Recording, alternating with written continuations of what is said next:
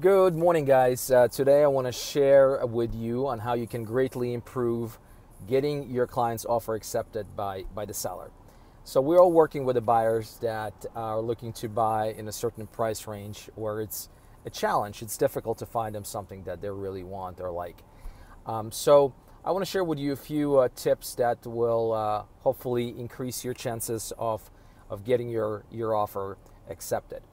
So I think number one, you definitely want to educate your buyers on current market conditions. And what I mean by that is actually going granular and showing them what's going on in the neighborhood or a zip code that they're looking to buy, right? The average days in the market. The second thing is we want to separate or differentiate the needs from the wants. And what I mean by that is working with the buyers, every buyer's got a smorgasbord of things that they want in their next home, right? And in some cases, or even in many cases, that may not be realistic.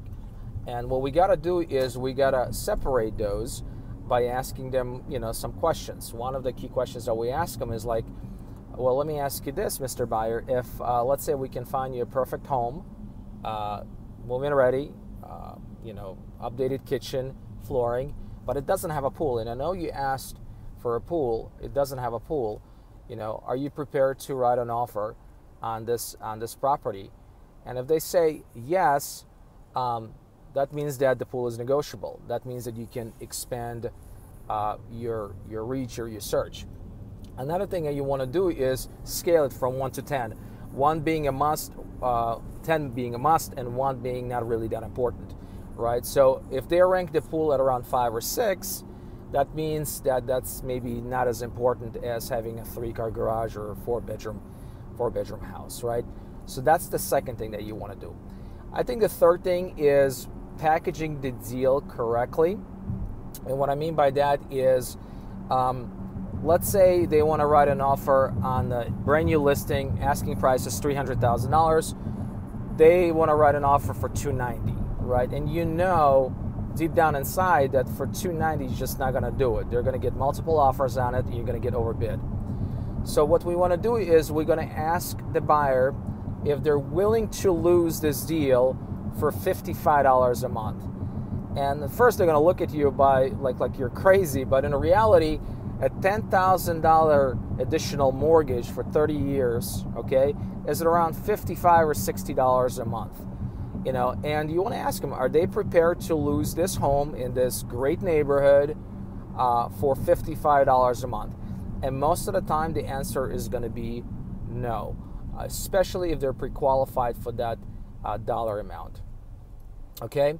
Also, what you want to do, part of the packaging deal, is you want to make it personable. You want to include a letter from your client, from your buyer, a personable letter to the homeowner, letting them know why is it important for them to be in that home, to be in that neighborhood.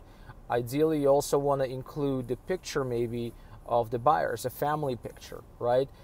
We had several situations where I represented the sellers where they were much more inclined to accept an offer from a buyer that included a personable letter versus just another purchase contract, right? Imagine this, if the numbers are equal, right, and you're including the letter and you're including the picture of the family, I mean, most of the time sellers will go with that. And I think the last thing is, again, as you know, the market is hot, there's a shortage of inventory, and I think sometimes we as agents rely too much on MLS, what's currently active. And I think what we got to do is kind of go outside of the box, right? If you're finding a challenge of like finding a home, a specific price range in a specific neighborhood, and there's nothing on the market, right? Nothing is active. See if you contact the homeowners from that had their houses listed 2 or 3 years ago, right? I had a situation a few months back where I had a seller that was specifically looking to move into a subdivision, and they wanted a specific floor plan. And they said, look, Alan, if you can find us a floor plan that we desire, we're going to put our house on the market. So what I did is I went into MLS and I pulled up a list of all expired and canceled listings for the past 3 years. Similar floor plans in that subdivision. Contacted all of these homeowners, well, most of them. Out of 11, 2 of them actually agreed for me to preview their homes, and 1 of them agreed to the cash offer that we wrote on their home. And we were able to secure that home, and they were also able to sell their home with us as well.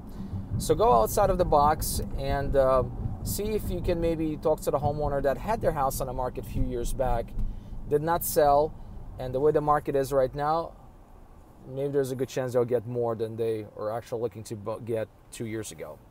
So I hope this was beneficial to you guys, valuable to you. Thanks so much, and I'll talk to you next time. Bye.